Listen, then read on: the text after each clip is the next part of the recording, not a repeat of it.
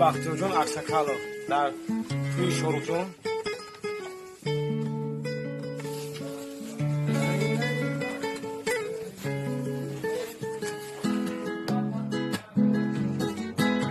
صدای خنده ها هنوز توی گوشمه، عطری که میزنی رو لباس یکی میپوشمه،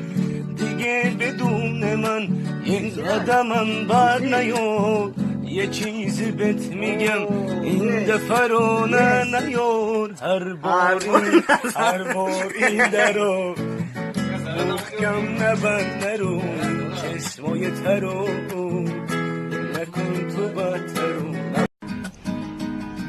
بازم دلم گرفته، گریم اختیاری نیست، گریم اختیاری نیست، آخه جز گریه منو کاری نیست،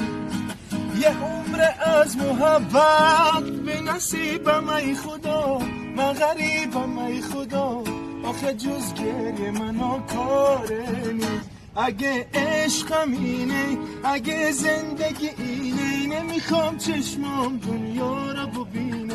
اگه عشقم اینه، اگه زندگی اینه، نمیخوام چشمام دنیا رو ببینه.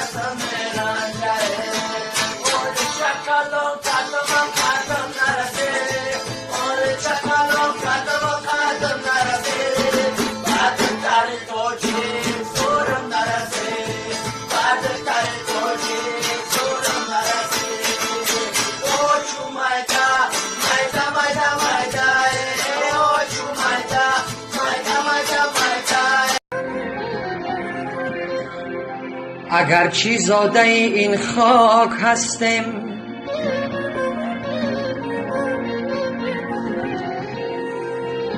اگرچه زاده این خاک هستیم، گه شاد و گه غمناک هستیم،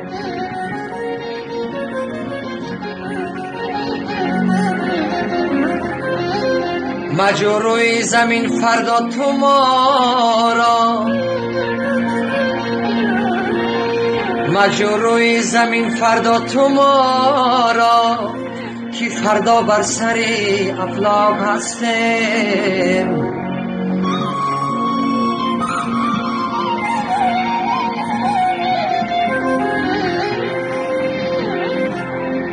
وجودی خواب از سنگ جدا نیست،